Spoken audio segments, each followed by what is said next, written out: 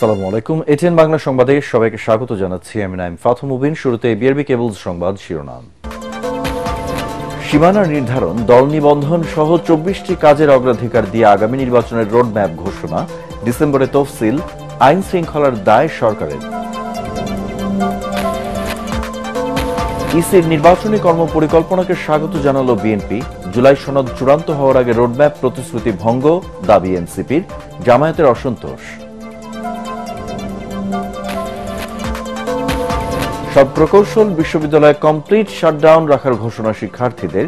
BSc ও diploma ইঞ্জিনিয়ারদের পেশাগত দ্বন্দ্ব নিরপেক্ষভাবে মেটাতে চায় সরকার। ডাকসু নির্বাচনে ছাত্রদলের প্যানেলের 10 দফা ইশতেহার। চট্টগ্রাম বিশ্ববিদ্যালয় ছাত্র সংসদের ভোট গ্রহণ 12 অক্টোবর। ভোটের দায়িত্বে থাকছে না সেনাবাহিনী। এবং ঢাকা রিপোর্টার্স ইউনিটিতে মঞ্চ ৭১-এর অনুষ্ঠানকে ঘিরে উত্তেজনা। আওয়ামী লীগের বহিষ্কৃত সাবেক মন্ত্রী লতিফ সিদ্দিকী সহ 4 জন ডিবি হেফাজতে। শুনছিলেন বিআরবি কেবল সংবাদ শিরোনাম, এবারে বিস্তারিত। সংসদীয় আসনের সীমানার নির্ধারণ, ভোটার তালিকা চূড়ান্ত করা, রাজনৈতিক দল ও দেশীয় পর্যবেক্ষক সংস্থা নিবন্ধন সহ ২৪টি কাজকে অগ্রাধিকার দিয়ে ত্রয়োদশ জাতীয় সংসদ নির্বাচনের রোডম্যাপ বা কর্মপরিকল্পনা ঘোষণা করেছে নির্বাচন কমিশন। ইসির মিডিয়া সেন্টারে সংবাদ সম্মেলনে সিনিয়র সচিব আক্তার আহমেদ বলেন, পূর্ব ঘোষণা অনুযায়ী ভোট হবে ফেব্রুয়ারিতে, আর তফসিল ঘোষণা করা নির্বাচনের ৬০ দিন আগে অর্থাৎ ডিসেম্বরে। তিনি বলেন, আইন শৃঙ্খলা পরিস্থিতি নির্বাচন উপযোগী রাখার দায় ইসির নয়, স্বরাষ্ট্র মন্ত্রণালয়ের। মিজান শাহজাহানের রিপোর্ট। আগামী রোজার আগেই ফেব্রুয়ারির দ্বিতীয় সপ্তাহের মধ্যে অনুষ্ঠিত হবে জাতীয় সংসদ নির্বাচন। এ ব্যাপারে প্রধান উপদেষ্টার কার্যালয়ের আনুষ্ঠানিক চিঠি পাওয়ার পর থেকেই নির্বাচন আয়োজনে সব ধরনের প্রস্তুতি নিচ্ছে ইসি। নির্বাচন কমিশনের মিডিয়া সেন্টারে সিনিয়র সচিব আক্তার আহমেদ জানান, ৩১ অক্টোবর পর্যন্ত যাদের বয়স ১৮ বছর পূর্ণ হবে তারা ভোট দিতে পারবেন এই নির্বাচনে। প্রবাসী ও কারাবন্দীদের ভোটাধিকার প্রসঙ্গে তিনি বলেন, প্রবাসে ব্যালট পেপার পাঠানো হবে নভেম্বরে, আর কারাবন্দীদের ব্যালট পেপার দেওয়া হবে ভোটের ২ সপ্তাহ আগে। হেলিকপ্টার সার্ভিস লাগবে, বিশেষ করে পার্বত্য অঞ্চলগুলোনে ভোট কেন্দ্রে মালামাল পৌঁছানো এবং ভোটের ফলাফলগুলো নিয়ে আসার জন্য। নির্বাচন কমিশন যেসব কর্মপরিকল্পনা হাতে নিয়েছে তার মধ্যে রয়েছে অংশীজনদের সাথে সংলাপ, ভোটার তালিকা প্রণয়ন, নির্বাচনী আইনবিধি সংস্কার, দল নিবন্ধন, নির্বাচনী এলাকার সীমানা নির্ধারণ, ভোট কেন্দ্র স্থাপন, পোস্টাল ভোটিং, পর্যবেক্ষক সংস্থার নিবন্ধন, দেশে বিদেশি সাংবাদিক অনুমোদন, নির্বাচনের জন্য জনবল ও প্রশাসনিক ব্যবস্থা, নির্বাচনী সরঞ্জামাদি সংগ্রহ, আইনশৃঙ্খলা বিষয়ক কার্যক্রম, অন্যান্য আইনবিধি সংস্কার ও একভূতকরণ, ম্যানুয়াল নির্দেশিকা, পোস্টার পরিচয়পত্র মুদ্রণ, প্রশিক্ষকদের প্রশিক্ষণ, স্বচ্ছ ব্যালট বাক্স উপযোগীকরণ, নির্বাচনী বাজেট বরাদ্দ, প্রচারণা ও উদ্বুদ্ধকরণ, টেলিযোগাযোগ ব্যবস্থা সুসংহতকরণ, ডিজিটাল মনিটর স্থাপন ও যন্ত্রপাতি সংযোজন, বেসরকারি প্রাথমিক ফলাফল প্রচার, ফলাফল প্রদর্শন, প্রকাশ ও প্রচার। আগামী মাসের শেষ সপ্তাহে অংশীজনদের সাথে সংলাপে বসবে নির্বাচন কমিশন। ১.৫ মাস ধরে চলা সংলাপের কোনো প্রস্তাব রোডম্যাপে যুক্ত করার দরকার হলে তা করা হবে বলেও জানান ইসি সচিব। কর্মপরিকল্পনায় বলে দিলাম আর সবকিছু হয়ে গেল তা তো না, এটা চলমান থাকবে। এর সাথে সংযোজন বিয়োজন হবে, বিয়োজন হবে না, কেননা নতুন নতুন পরিস্থিতিতে নতুন নতুন কাজ আসে এবং কাজগুলো এর সাথে আমরা সম্পূরক কাজ হিসেবে এরকে ব্যাখ্যা করে নেব। তফসিল সম্পর্কে যেটা আছে সেটা বলা হচ্ছে যে আমরা চেষ্টা করছি যে ভোট গ্রহণের তারিখের ৬০ দিন আগে আমরা তফসিল ঘোষণা করব। এখন ৬০ দিন এইটা আমি বলতে পারি, কিন্তু ভোট গ্রহণের তারিখটা তো আমি জানি না। এরই মধ্যে দ্বিতীয় ধাপের সম্পূরক খসড়া ভোটার তালিকা প্রকাশ করা হয়েছে। চূড়ান্ত করা হবে ৩১ আগস্ট। আর ৩১ অক্টোবরের সম্পূরক তালিকা শেষে চূড়ান্ত ভোটার তালিকা প্রকাশ করা হবে ৩০ নভেম্বর। চলমান পরিস্থিতিতে নির্বাচন আয়োজন নিয়ে শঙ্কা আছে কিনা জানতে চাইলে ইসি সচিব বলেন, এটি স্বরাষ্ট্র মন্ত্রণালয় দেখবে। প্রতিটা জিনিসই চ্যালেঞ্জের। আমি কি জানি আগামী ৮ ঘন্টা পরে আমার জীবনে কি দুর্ঘটনা ঘটবে না? প্রত্যেকটা জিনিসই চ্যালেঞ্জের। আইন শৃঙ্খলা পরিস্থিতির ব্যাপারে আপনি স্বরাষ্ট্র মন্ত্রণালয়ের স্বরাষ্ট্র সচিব বা ওনাদেরকে জিজ্ঞেস করেন। ভোট কেন্দ্রে সিসি ক্যামেরা থাকা লাগবে কি লাগবে না, এটা নির্ভর করতেছে তো স্বরাষ্ট্র মন্ত্রণালয়ের অনুমানের উপরে। আমরা তো চাইবো যে সুষ্ঠু শান্তিপূর্ণভাবে ভোট গ্রহণ হোক। জামাতের পক্ষ থেকে পিআর পদ্ধতিতে ভোট ও এনসিপির দাবি গণপরিষদ নির্বাচনের। তবে এসব বিষয়ে কোনো আইনি কাঠামো না থাকায় সংবিধান অনুযায়ী নির্বাচনের দিকে এগিয়ে যাচ্ছে ইসি। মিজান শাহজাহান, এটিএন বাংলা, ঢাকা। আগামী সংসদ নির্বাচনের রোডম্যাপ ঘোষণাকে স্বাগত জানিয়েছেন বিএনপি মহাসচিব মির্জা ফখরুল ইসলাম আলমগীর। তাৎক্ষণিক প্রতিক্রিয়ায় তিনি বলেন, নির্বাচন ছাড়া এখন আর কোনো উপায় নেই। আগামী নির্বাচনের মাধ্যমে জনগণের ম্যান্ডেটে একটি সরকার প্রতিষ্ঠিত হবে বলে আশাবাদ জানান মির্জা ফখরুল। খুশি না, আমি খুব খুশি। কোনো সংশয় কোনো কালেই ছিল না, কারণ আমি সবসময় আশাবাদী শুধু না, আমি কতগুলো হিসাব মিলাই দেখি যে নির্বাচন দেওয়া ছাড়া কোনো উপায় নেই। It's the only way out, যে আপনি জনগণের সমর্থনে আপনি একটা সরকার গঠন করবেন এবং দেশের সমস্যাগুলো সমাধান করবার জন্য আপনি পদক্ষেপ নিতে পারবেন। যে ম্যান্ডেট আর পিপুলের কাছ থেকে পাবেন, ওটাই আপনার শক্তি। তখন আপনার কাউকে ভয় করতে হবে না। You will get that strength. জুলাই সনদ চূড়ান্ত হওয়ার আগে নির্বাচনী রোডম্যাপ ঘোষণা সরকারের প্রতিশ্রুতি ভঙ্গের শামিল বলে মন্তব্য করেছে জাতীয় নাগরিক পার্টি এনসিপি। সন্ধ্যায় বাংলা মোটরে দলটির প্রধান কার্যালয়ে আয়োজিত সংবাদ সম্মেলনে দলটির সিনিয়র যুগ্ম আহ্বায়ক আরিফুল ইসলাম আদিব বলেন, রোডম্যাপ ঘোষণায় ইতিবাচক, তবে যত দ্রুত জুলাই সনদের আইনি ভিত্তি হবে তত দ্রুত নির্বাচনের দিকে যাওয়া যাবে। সনদ বাস্তবায়নের প্রক্রিয়া চূড়ান্ত না করে নির্বাচনের প্রস্তুতি গ্রহণ ভবিষ্যতে সংকট তৈরি করতে পারে। এদিকে জুলাই আকাঙ্ক্ষা বাস্তবায়নের দাবিতে শনিবার থেকে 3 দিনব্যাপী প্রাথমিক পর্যায়ে 27টি উপজেলায় উঠান বৈঠক করবে এনসিপি।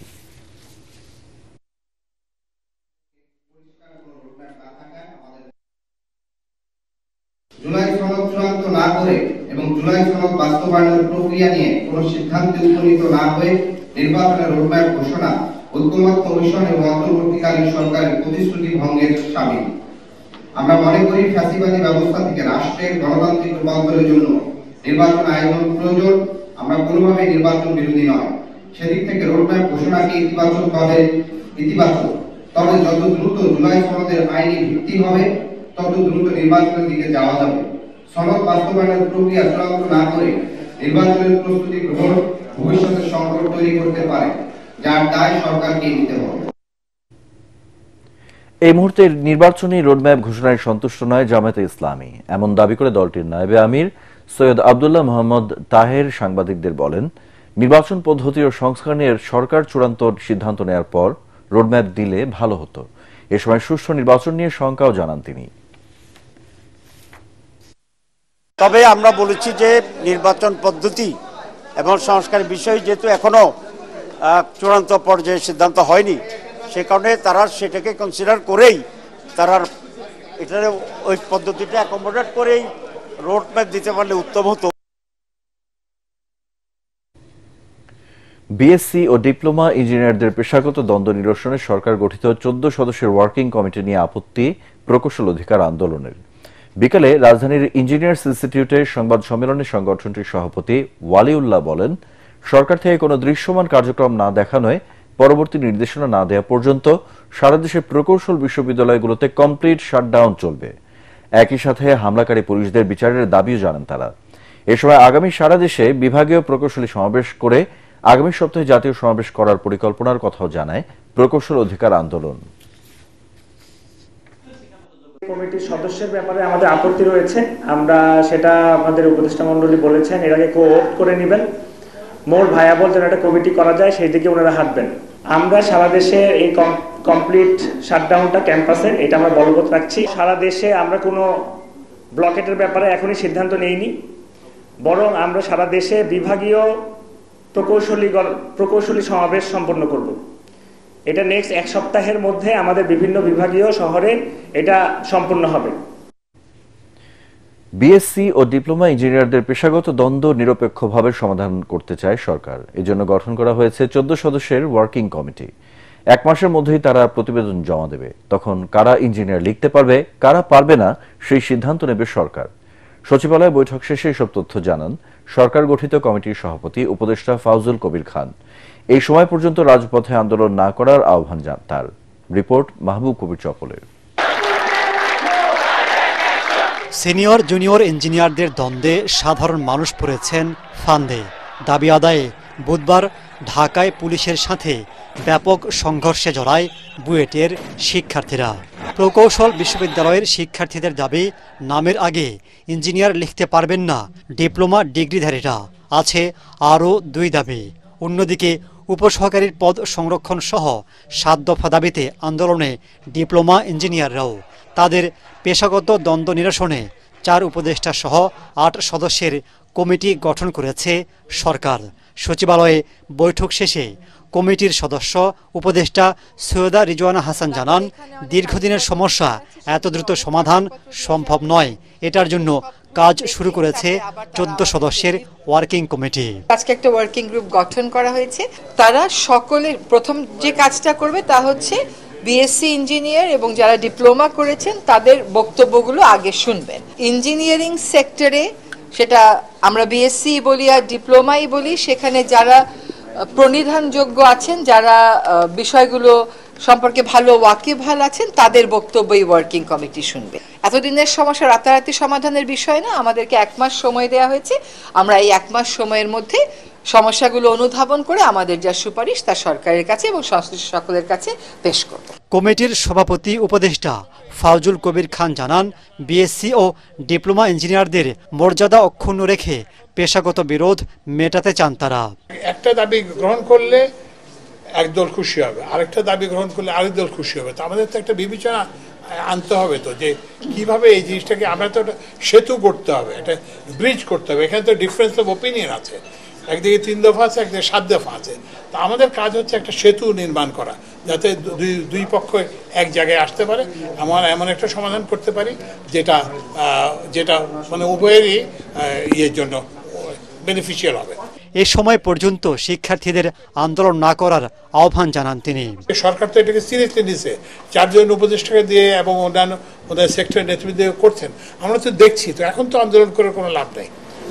গতকাল আপনারা আহ্বান জানিয়েছিলেন, কিন্তু সেই আহ্বান তারা মানেনি। আজকে আপনারা যে না আহ্বান ওনারা মানেননি, কথা ঠিক না। আহ্বান ওনারা মেনেছেন, কারণ ওনারা তো শাহবাগে ছিলেন, শাহবাগ থেকে ওনারা ইয়েতে গেছেন।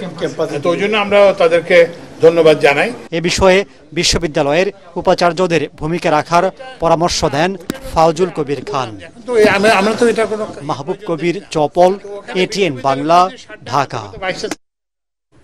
ঢাকা বিশ্ববিদ্যালয় কেন্দ্রীয় ছাত্র সংসদ ডাকসু নির্বাচনের 10 দফা ইশতেহার ঘোষণা করেছে ছাত্র দলের আবিদ হামিম মায়েদ পরিষদ। এ সময় আবাসিক হলের সুযোগ সুবিধা বাড়ানো সহ শিক্ষা বান্ধব পরিবেশ গড়তে 10 দফা অঙ্গীকার করেন সংগঠনটির নেতারা। এ সময় ছাত্র দলের ভিপি প্রার্থী আবিদুল ইসলাম খান বলেন, গণতান্ত্রিক অধিকার চর্চার গুরুত্বপূর্ণ সুযোগ এনে দিয়েছে ডাকসু নির্বাচন। বিস্তারিত আদ্দিন সজীবের রিপোর্টে। ঢাকা বিশ্ববিদ্যালয়ের কেন্দ্রীয় ছাত্র সংসদ ডাকসু নির্বাচনে ভিপি, জিএস কিংবা এজিএস কারা নির্বাচিত হবেন, এই হিসেব নিকেশ চলছে এই সবুজ ক্যাম্পাসে। ভোটের আগ্রহ বাড়ছে শিক্ষার্থীদের মাঝেও। শিক্ষার্থীদের মন জয়ে একদিকে যেমন প্রচারণা আর তর্কে ব্যস্ত প্রার্থীরা, অন্যদিকে নির্বাচনী ইশতেহারও সামনে আসছে। কলাভবনের বটতলায় 10টি মূল অঙ্গীকার ও প্রধান পরিকল্পনার ইশতেহার ঘোষণা করল জাতীয়তাবাদী ছাত্রদল সমর্থিত প্যানেল। একাডেমিক ক্যালেন্ডারে নিয়মিত ডাকসু নির্বাচন অন্তর্ভুক্ত করুন। ডাকসুকে শিক্ষার্থীদের প্রকৃত প্রতিনিধিত্বশীল কার্যকর প্রতিষ্ঠান হিসেবে প্রতিষ্ঠা করা। ঢাকা বিশ্ববিদ্যালয় কেবল একটি শিক্ষা প্রতিষ্ঠান নয়, এটি বাংলাদেশের ইতিহাস, সংস্কৃতি, সংগ্রাম ও অর্জনের অবিচ্ছেদ্য অংশ। আমাদের প্রতিশ্রুতি একটি আধুনিক, নিরাপদ, গণতান্ত্রিক ও শিক্ষার্থী বান্ধব ক্যাম্পাস বিনির্মাণ। শিক্ষা, গবেষণা, স্বাস্থ্য, চিকিৎসা, আবাসিক সুবিধা সহ ঢাকা বিশ্ববিদ্যালয়ে গণতান্ত্রিক অধিকার চর্চা নিশ্চিতের প্রতিশ্রুতি দেন ভিপি প্রার্থী আবিদুল ইসলাম খান। এবং রাজনৈতিক প্রভাব বা স্বজনপ্রীতির মাধ্যমে শিক্ষক নিয়োগের সংস্কৃতি বন্ধ করে আন্তর্জাতিক মানের নিয়োগ প্রক্রিয়া অনুসরণ করে যোগ্যতা মেধার ভিত্তিতে শিক্ষক নিয়োগ ও নিয়মিত পারফরমেন্স মূল্যায়ন করা। নির্বাচনী ইশতেহার সম্মিলিতভাবে এমন একটি ক্যাম্পাস গড়ে তোলার প্রত্যয়, যেখানে সকলের শিক্ষা, স্বাস্থ্য, নিরাপত্তা, মর্যাদা, গবেষণা, ক্যারিয়ার উন্নয়ন, সাংস্কৃতিক বিকাশ ও গণতান্ত্রিক অধিকার প্রতিষ্ঠার পূর্ণ নিশ্চয়তা থাকবে। এ সময় উপস্থিত ছিলেন ছাত্রদল সভাপতি রাকিবুল ইসলাম। ইশতেহার ঘোষণার পর কথা বলেন তিনিও। যে হোস্টেল নির্মাণের যেটা পরিকল্পনা, স্বল্পকালীন সময়ে তাদের যে চিন্তা ভাবনা, প্রতিশ্রুতি নয়, ছাত্রদল পরিবর্তনে প্রতিজ্ঞাবদ্ধ জানিয়ে শিক্ষার্থীদের ভোট প্রত্যাশা করেন প্রার্থীরা। আদ্দিন সজীব, এটিএন বাংলা, ঢাকা। এদিকে জাহাঙ্গীরনগর বিশ্ববিদ্যালয় কেন্দ্রীয় ছাত্র সংসদ নির্বাচনে পূর্ণাঙ্গ প্যানেল ঘোষণা করেছে জাতীয়তাবাদী ছাত্র দল। দুপুরে বিশ্ববিদ্যালয়ের 24 অদম্য এলাকায় সংবাদ সম্মেলনে প্যানেল ঘোষণা করেন সংগঠনটির কেন্দ্রীয় কমিটির সহসভাপতি আবু আহসান মোহাম্মদ ইয়াহিয়া। এতে সহসভাপতি বা ভিপি পদে নির্বাচন করবেন শেখ সাদি হাসান, সাধারণ সম্পাদক বা জিএস পদে লড়বেন তানজিলা হোসাইন বৈশাখী, আর যুগ্ম সাধারণ সম্পাদক পদে আঞ্জুমান আরা ইকরা। 25 সদস্যের পূর্ণাঙ্গ প্যানেল ঘোষণা করার সময় বিশ্ববিদ্যালয়ের ছাত্রদলের নেতাকর্মীরা উপস্থিত ছিলেন। ভিপি পদে মোহাম্মদ শেখ সাদি হাসান, জিএস পদে তানজিলা হুসাইন বৈশাখী। জাতীয়তাবাদী ছাত্র দল অতীতেও ছাত্রদের সাথে ছিল, সাধারণ ছাত্রদের নিয়ে কাজ করছে, ভবিষ্যতেও সাধারণ ছাত্রছাত্রীদের নিয়ে কাজ করবে। শিক্ষার্থীদের জন্য কাজ করার একটা আগ্রহ ছিল, এখন সে সুযোগটা আমি পাচ্ছি এবং আমি আশাবাদী যে আমি শিক্ষার্থীদেরকে আমার পাশে পাবো। এদিকে চট্টগ্রাম বিশ্ববিদ্যালয়ের কেন্দ্রীয় ছাত্র সংসদ চাকসু নির্বাচনের তফসিল ঘোষণা করা হয়েছে। ঘোষিত সূচি অনুযায়ী 12 অক্টোবর ভোট গ্রহণ হবে। বিকালে বিশ্ববিদ্যালয়ের সমাজ বিজ্ঞান অনুষদ মিলনায়তনে তফসিল ঘোষণা করেন প্রধান নির্বাচন কমিশনার অধ্যাপক ডক্টর মনির উদ্দিন। তফসিল অনুযায়ী 14 থেকে 16 সেপ্টেম্বর মনোনয়নপত্র বিতরণ, 17 সেপ্টেম্বর মনোনয়নপত্র জমা দেওয়ার শেষ দিন, 21 সেপ্টেম্বর প্রাথমিক প্রার্থী তালিকা প্রকাশ, 23 সেপ্টেম্বর প্রার্থিতা প্রত্যাহারের শেষ সময় এবং 25 সেপ্টেম্বর চূড়ান্ত প্রার্থী তালিকা প্রকাশ করা হবে। 12 অক্টোবর সকাল 9টা থেকে বিকেল 4টা পর্যন্ত ভোট গ্রহণ শেষে তাৎক্ষণিকভাবে গণনা ও ফলাফল ঘোষণা করা হবে। এর আগে সর্বশেষ 1990 সালের 8 নভেম্বর চাকসু নির্বাচন অনুষ্ঠিত হয়েছিল। বিভিন্ন বিশ্ববিদ্যালয়ে আসন্ন ছাত্র সংসদ নির্বাচনের দায়িত্বে সেনাবাহিনী সম্পৃক্ত হবার কোনো সুযোগ নেই বলে জানিয়েছে আন্তর্বাহিনী জনসংযোগ পরিদপ্তর আইএসপিআর। এ বিষয়ে সরকারের তরফ থেকে সেনাবাহিনীকে কোনো নির্দেশনা দেওয়া হয়নি। ডাকসু সহ বিভিন্ন বিশ্ববিদ্যালয় ছাত্র সংসদ নির্বাচনে সেনা মোতায়েনের বিষয়ে বিভিন্ন সংবাদ মাধ্যম ও সামাজিক যোগাযোগ মাধ্যমে খবর প্রচার হওয়ায় তা সেনাবাহিনীর নজরে এসেছে। এক প্রেস বিজ্ঞপ্তিতে আইএসপিআর জানিয়েছে, ভবিষ্যতে এ ধরনের কোনো দায়িত্বে সেনাবাহিনীর সম্পৃক্ত হবার সুযোগ নেই। বিদ্যমান আইন শৃঙ্খলা রক্ষাকারী বাহিনীর সরাসরি সহযোগিতা ও বিশ্ববিদ্যালয় প্রশাসনের সার্বিক তত্ত্বাবধানে আসন্ন ছাত্র সংসদ নির্বাচন শান্তিপূর্ণ ও উৎসব মুখর পরিবেশে অনুষ্ঠিত হবে বলে আশা করে বাংলাদেশ সেনাবাহিনী। রাজধানীর সেগুনবাগিচা থেকে আটক আওয়ামী লীগের বহিষ্কৃত সাবেক মন্ত্রী লতিফ সিদ্দিকীকে ডিবি কার্যালয়ে নেওয়া হয়েছে। এর আগে সকালে ঢাকা রিপোর্টার্স ইউনিটিতে মঞ্চ ৭১ নামের একটি সংগঠনের অনুষ্ঠানে যোগ দিতে এলে লতিফ সিদ্দিকী সহ আওয়ামী লীগ কর্মীদের অবরুদ্ধ করে রাখে জুলাই যোদ্ধারা। প্রায় 2 ঘণ্টা অবরুদ্ধ রাখার পর লতিফ সিদ্দিকী সহ আওয়ামী লীগ কর্মীদের পুলিশের সোপর্দ করে বিক্ষুব্ধরা। পরে তাদের নেওয়া হয় ডিবি কার্যালয়ে। বিস্তারিত জানাচ্ছেন মুশফিকুর রহমান। মঞ্চ ৭১-এর ব্যানারে সকাল 10টায় ডিআরইউতে আলোচনা অনুষ্ঠানের আয়োজন করা হয়। এতে অতিথি ছিলেন আওয়ামী লীগের সাবেক মন্ত্রী লতিফ সিদ্দিকী। এ সময় জুলাই যোদ্ধার ব্যানারে বেশ কয়েকজন অনুষ্ঠান স্থলে এসে অতিথিদের অবরুদ্ধ করে রাখে। অবরুদ্ধকারীদের দাবি, আলোচনা সভার আড়ালে ষড়যন্ত্র করছিলেন তারা। আমরা প্রজন্ম ৭১-এর নেতৃবৃন্দকে অনুরোধ করেছি, আপনারা প্রোগ্রামটা স্থগিত করে দ্রুত এখান থেকে চলে যান, কিন্তু আপনারা এখানে সাক্ষী মিডিয়া কর্মীরা, তারা আমাদের জুলাই যোদ্ধারা যখন ভিতরে ঢুকেছে তখন তারা আমাদের উপর চড়াও হয়েছে। আমাদের একাধিক জুলাই যোদ্ধা হেনস্থা এবং আহত হয়েছে। তারা আমাদের ঘটনা কাজ করে এই ঘটনাটাকে অন্যদিকে ভিন্ন খাতে প্রভাবিত করার জন্য এই কাজ করেছে। আমরা সাংবাদিকদের কাছে আজকে আনুষ্ঠানিকভাবে ক্ষমা চাচ্ছি। এই মব যে সৃষ্টি করেছে তাকে অবশ্যই আমরা আইনের আওতায় নিয়ে আসবো ইনশাআল্লাহ। পুলিশ এসে অবরুদ্ধ ব্যক্তিদের আটক করে নিয়ে যায় থানায়। পরবর্তী সময়ে আইন অনুযায়ী ব্যবস্থা নেওয়া হবে বলে জানায় পুলিশ কর্মকর্তা। ধর্ম নিয়ে কটূক্তি করায় আওয়ামী লীগের আমলে মন্ত্রিত্ব হারান লতিফ সিদ্দিকী। মুশফিকুর রহমান, এটিএন বাংলা, ঢাকা। মৃত্যুর আগে সন্তান হত্যার বিচার দেখে যেতে চান জুলাই গণ অভ্যুত্থানের প্রথম শহীদ শিক্ষার্থী আবু সাইদের বাবা মকবুল হোসেন।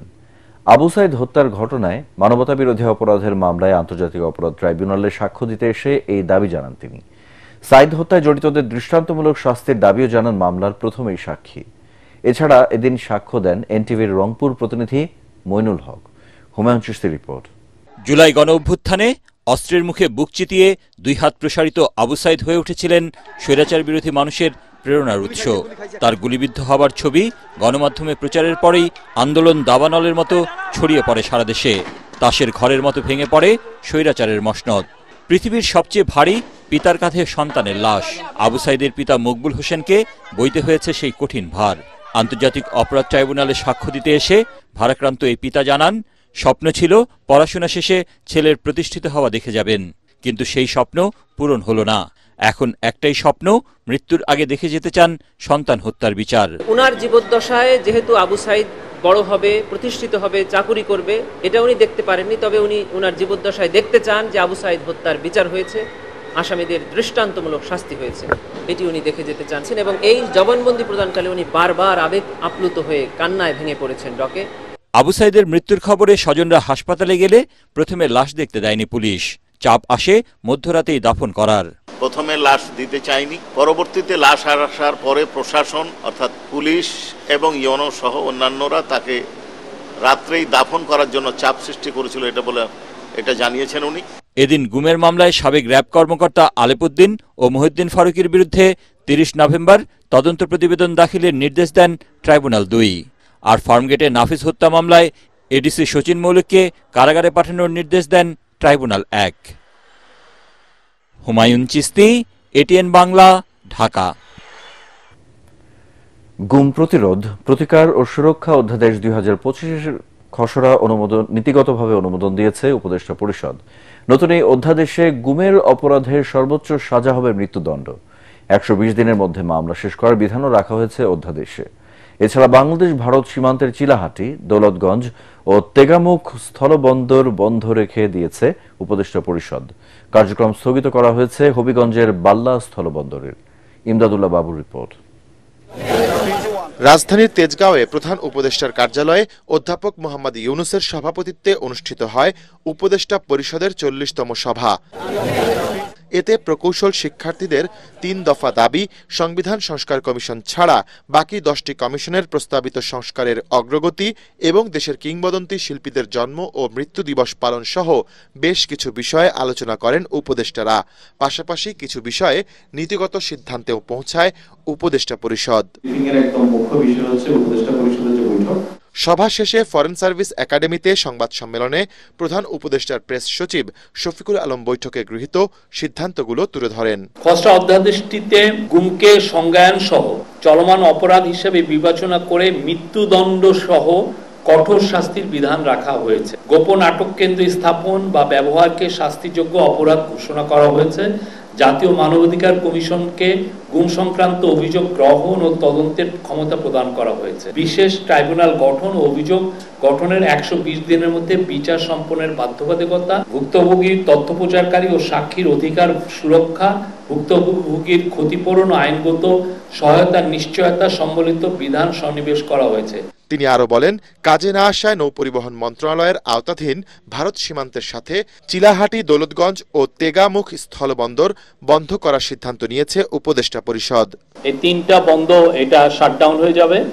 আর বাল্লা স্থলবন্দরের অপারেশনাল কাজকর্ম আপাতত স্থগিত রাখা হয়েছে। অনেকগুলোর কোনো কাজ হয় না, কোনো ইনফ্রাস্ট্রাকচারও নাই। স্থলবন্দরগুলো রান করতে আমাদের এই গভর্নমেন্টের ট্যাক্স পেয়ার্স এর মানি খরচ হয়। বর্ডার এরিয়াতে যারা রাজনীতিবিদ আছেন স্থানীয়, তারা অনেক সময় তাদের রাজনৈতিক বিবেচনায় এই স্থলবন্দরগুলো অনুমোদন নিয়ে এসেছিলেন। এছাড়া সংস্কৃতি বিষয়ক মন্ত্রণালয় কর্তৃক প্রতি বছর 17 অক্টোবর লালন শাহের তিরোধান দিবস ক শ্রেণীর দিবস হিসেবে জাতীয়ভাবে পালনের সিদ্ধান্ত নেওয়া হয়। ক শ্রেণীর দিবস হিসেবে প্রতি বছর জাতীয় কবি কাজী নজরুল ইসলাম ও রবীন্দ্রনাথ ঠাকুরের জন্ম ও মৃত্যুবার্ষিকী পালন করা হচ্ছে। নির্বাচিত রাজনৈতিক সরকার দায়িত্ব গ্রহণ করবে। ইমদাদুল্লাহ বাবু, এটিএন বাংলা, ঢাকা। সীমান্ত হত্যার বিষয়ে ভিন্ন মত বাংলাদেশ ভারতের। ভারতের সীমান্তরক্ষী বাহিনী বিএসএফ মহাপরিচালক দাবি করেছেন, দেশের নিরাপত্তায় হুমকি মনে হলে গুলি ছোড়ে বিএসএফ সদস্যরা। অন্যদিকে মারণাস্ত্র ব্যবহার করে সীমান্ত হত্যা কোনোভাবেই মানতে নারাজ বর্ডার গার্ড বাংলাদেশ বিজিবির মহাপরিচালক মেজর জেনারেল আশরাফুজ্জামান সিদ্দিকী।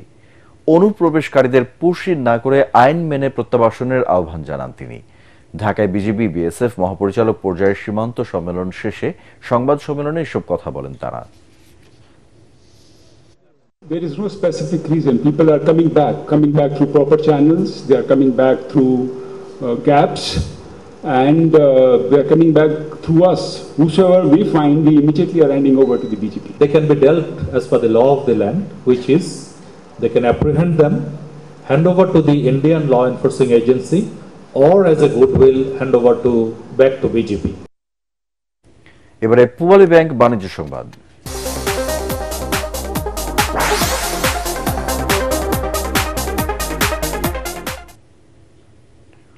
সম্পূর্ণ নিজস্ব অর্থায়নে চীনের তৈরি দুটি জাহাজ কিনতে যাচ্ছে বাংলাদেশ শিপিং কর্পোরেশন। এবছর ডিসেম্বরের মধ্যে বিএসসির বহরে যুক্ত হবে অত্যাধুনিক প্রযুক্তির এই জাহাজগুলো। এছাড়া পাইপলাইনে রয়েছে আরও 7টি জাহাজ কেনার প্রক্রিয়া। এসব জাহাজের মাধ্যমে বছরের পর্যায়ক্রমের কর্মসংস্থান হবে 150 জন নাবিকের। এ পর্যায়ে আল আরাফা ইসলামী ব্যাংক অর্থ সংবাদ।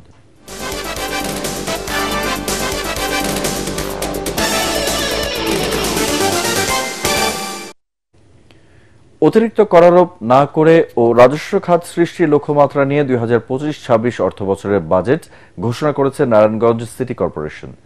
সিটি কর্পোরেশন পরিচালনা কমিটির নবম সভায় 775 কোটি 33 লক্ষ 78,158 টাকার বাজেট অনুমোদন করা হয়। এর আগে 2024-25 অর্থবছরের নারায়ণগঞ্জ সিটি কর্পোরেশনের সংশোধিত বাজেটের পরিমাণ ছিল 544 কোটি 29 লক্ষ 3,796 টাকা। সকালে নগর ভবনের অডিটোরিয়ামে বাজেট ঘোষণা করেন সিটি কর্পোরেশনের প্রশাসক এইচ.এম. কামরুজ্জামান। সিটি কর্পোরেশনের প্রধান নির্বাহী কর্মকর্তা জাকির হোসেন ও সিটি কর্পোরেশনের সচিব নূর কুতুবুল আলম সহ অন্যান্যরা সময় উপস্থিত ছিলেন। জুবা ও মালাকালে জাতিসংঘ শান্তি রক্ষা মিশনে নিয়োজিত বাংলাদেশ নৌবাহিনী ফোর্স মেরিন ইউনিটের 199 জন সদস্য জাতিসংঘ শান্তি রক্ষা পদকে ভূষিত হয়েছেন। এ উপলক্ষে বুধবার দক্ষিণ সুদানের জুবাতে ব্যান এফএমইউ 10 কন্টিনজেন্টের মেডেল প্যারেড অনুষ্ঠিত হয়। অনুষ্ঠানে United Nations mission in South সুদানের force commander lieutenant general Mohan Subramaniam প্রধান অতিথি হিসেবে উপস্থিত থেকে শান্তিরক্ষা কার্যক্রমে অসামান্য অবদানের স্বীকৃতি হিসেবে নৌবাহিনীর কর্মকর্তা ও নাবিকদের জাতিসংঘ শান্তিরক্ষা মেডেল প্রদান করেন। এ সময় আনমেস ফোর্স হেডকোয়ার্টারের কর্মকর্তা সহ অন্যান্য ঊর্ধ্বতন কর্মকর্তারা উপস্থিত ছিলেন। এবারে খেলার খবর।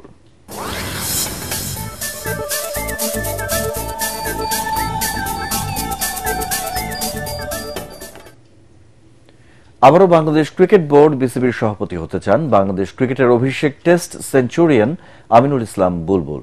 তবে তার জন্য দীর্ঘ প্রক্রিয়া। আপাতত তিনি নিজের কাজ নিয়ে ব্যস্ত থাকতে চান। চট্টগ্রামের রিজিওনাল টি-20 ক্রিকেট টুর্নামেন্টের উদ্বোধনী অনুষ্ঠানে এসে তিনি এমনটা জানান। পরাগ আরমানের রিপোর্ট। বাংলাদেশ ক্রিকেটের অভিষেক টেস্টের সেঞ্চুরিয়ান আমিনুল ইসলাম বুলবুল গত মে মাসের শেষে বিসিবির সভাপতি হয়ে ঘোষণা দিয়েছিলেন টি-20 খেলার, কিন্তু সময়ের সাথে সুযোগ পেলে তিনি ওয়ানডে খেলতেও আগ্রহী। এখন যদি সুযোগ থাকে তাহলে আবারও বিসিবি সভাপতি হতে প্রস্তুত সাবেক এই অধিনায়ক। ডিপেন্ড করছে অনেক কিছুর উপরে। একটা দেশের নির্বাচন হয়, মানুষ পিক করে রাইট পারসন, এটা অনেক কিছু নিজের কন্ট্রোলের বাইরে। আমার ব্যক্তিগত যেটা ইচ্ছা সেটা হচ্ছে যে দেখেন, আমি এখানে হঠাৎ করে এসেছি এবং একটা দায়িত্ব নিয়ে এসেছি। আমার একটা পার্মানেন্ট সব কিছু ছিল, আমি ছেড়ে দিয়ে এসেছি ফর দ্য কান্ট্রি। সেই কাজটা করার জন্য যতদিন করা সম্ভব করলাম। পরবর্তীতে সেটা আমার হাত নেই, যেন আমি এবং ফাহিম ভাই আমরা দুজনই হচ্ছে ন্যাশনাল স্পোর্টস কাউন্সিলের কাউন্সিলর। এটা অনেক কিছুর উপরে নির্ভর করছে। প্রথমে তো ন্যাশনাল স্পোর্টস কাউন্সিল আমাকে বিশেষ করে কাউন্সিলর করতে হয় প্রথমে, তারপরে একটা বোর্ড আসবে, সেই বোর্ডের লোক সবাই যারা ডিরেক্টররা থাকবে তারা সবাই মিলে ভোট দিয়ে প্রেসিডেন্ট বানাবে। সো এটা অনেক দূরের কথা। তো এই মুহূর্তে যেটা আমার যে কাজ সেটা আমি পুরোপুরি ফোকাস করছি। চট্টগ্রাম রিজিওনাল টি-20 ক্রিকেট টুর্নামেন্টের উদ্বোধনী অনুষ্ঠানে বিসিবি সভাপতি আমিনুল ইসলাম বুলবুল জানান, বিকেন্দ্রীকরণ শুধুমাত্র ক্রিকেটের প্রতিযোগিতামূলক নয়, সবাই যেন প্রতিভা বিকাশ করতে পারে তার চেষ্টা। প্রত্যেকটা জেলা যেন তার নিজস্ব জেলার যে ক্রিকেট সত্তা আছে সেটা যেন তারা প্রস্ফুটিত করতে পারে। সেই জেলা একটা ভালো নট অনলি ক্রিকেট টিম করতে পারে, একটা ক্রিকেট পরিবার তৈরি করতে পারে, সেখানে ফিজিও, ট্রেনার এবং সব সাপোর্ট স্টাফগুলো তৈরি করতে পারে। এবং এটা চিটাং শুরু করলো, আমরা আশা করবো অন্য অন্য রিজনগুলোতে এই ধরনের সুন্দর ব্যবস্থা গ্রহণ করবে। চট্টগ্রাম বিভাগের 11টি দল নিয়ে শুরু হয়েছে regional T20 cricket tournament. Round robin league পদ্ধতিতে দুটি গ্রুপে ভাগ হয়ে খেলবে দলগুলো। প্রতি গ্রুপের শীর্ষ 2 দল খেলবে সেমিফাইনাল। আগামী 9 সেপ্টেম্বর হবে ফাইনাল খেলা। পরাগ আরমান, এটিএন বাংলা। আসন্ন দক্ষিণ এশিয়ান গেমসে নেপাল গেমসের চেয়েও ভালো ফলাফল করার ব্যাপারে আশাবাদী বাংলাদেশ ফেন্সিং ফেডারেশন। কাল থেকে হ্যান্ডবল স্টেডিয়ামে শুরু হবে জুলাই রেভলিউশন চ্যাম্পিয়নশিপ। এ উপলক্ষে সংবাদ সম্মেলনে কথা বলেন ফেডারেশনের কর্মকর্তারা। দুদিনের এই প্রতিযোগিতায় দলগত ইভেন্ট থাকছে না। 3টি ব্যক্তিগত ইভেন্টে নারী ও পুরুষ মিলিয়ে অংশ নেবেন প্রায় 175 জন ফেন্সার। তবে ইনজুরির কারণে খেলছেন না নেপাল গেমসের স্বর্ণজয়ী ফাতেমা মুজিব। সংবাদ সম্মেলনে উপস্থিত ছিলেন ফেন্সিং ফেডারেশনের সভাপতি অবসরপ্রাপ্ত মেজর কামরুল ইসলাম, সাধারণ সম্পাদক Basunia M Ashikul Islam, head of media Rezaur Rahman Sinha এবং স্পন্সর প্রতিষ্ঠান র্যাঙ্কন মোটর বাইকস লিমিটেডের নির্বাহী পরিচালক কাজী আশিকুর রহমান। একটি ঘোষণা। এটিএন বাংলার নাম ব্যবহার করে সাংবাদিক পরিচয়ে কতিপয় ব্যক্তির বিরুদ্ধে সংবাদ সংগ্রহের নামে দেশের বিভিন্ন স্থানে চাঁদাবাজির অভিযোগ পাওয়া যাচ্ছে। এ ধরনের চাঁদাবাজ ও ভুয়া নাম ব্যবহারকারীদের নিকটস্থ থানায় সোপর্দ করার জন্য অনুরোধ জানাচ্ছে এটিএন বাংলা কর্তৃপক্ষ। এছাড়াও প্রতিষ্ঠানটিতে সাংবাদিক ও জনবল নিয়োগের ভুয়া বিজ্ঞাপন দিয়ে একটি চক্র প্রতারণা করছে। বর্তমানে এটিএন বাংলায় কোনো ধরনের নিয়োগ প্রক্রিয়া চলছে না। নিয়োগ নিয়ে কারোর সাথে আর্থিক লেনদেন না করার অনুরোধ জানাচ্ছে এটিএন বাংলা কর্তৃপক্ষ। শেষ করার আগে বিআরবি কেবল সংবাদ শিরোনামগুলো এক নজরে আরেকবার। সীমানার নির্ধারণ, দল নিবন্ধন সহ 24টি কাজের অগ্রাধিকার দিয়ে আগামী নির্বাচনের রোডম্যাপ ঘোষণা, ডিসেম্বরে তফসিল, আইন শৃঙ্খলার দায় সরকারের। ইসির নির্বাচনী কর্মপরিকল্পনাকে স্বাগত জানালো বিএনপি। জুলাই সনদ চূড়ান্ত হওয়ার আগে রোডম্যাপ প্রতিশ্রুতি ভঙ্গ, দাবি এনসিপির, জামায়াতের অসন্তোষ। সব প্রকৌশল বিশ্ববিদ্যালয়ে কমপ্লিট শাটডাউন রাখার ঘোষণা শিক্ষার্থীদের। বিএসসি ও ডিপ্লোমা ইঞ্জিনিয়ারদের পেশাগত দ্বন্দ্ব নিরপেক্ষভাবে মেটাতে চায় সরকার। ডাকসু নির্বাচনে ছাত্রদলের প্যানেলের 10 দফা ইশতেহার। চট্টগ্রাম বিশ্ববিদ্যালয়ে ছাত্র সংসদের ভোট গ্রহণ 12 অক্টোবর। ভোটের দায়িত্বে থাকছে না সেনাবাহিনী। এবং ঢাকা রিপোর্টার্স ইউনিটিতে মঞ্চ 71-এর অনুষ্ঠানকে ঘিরে উত্তেজনা। আওয়ামী লীগের বহিষ্কৃত সাবেক মন্ত্রী লতিফ সিদ্দিকী সহ 4 জন ডিবি হেফাজতে। পরবর্তী সংবাদ দেখার আমন্ত্রণ জানিয়ে এখনকার মতো শেষ করছি। এটিএন বাংলা সংবাদ ইউটিউবে দেখতে ব্রাউজ করুন youtube/এটিএন বাংলা নিউজ।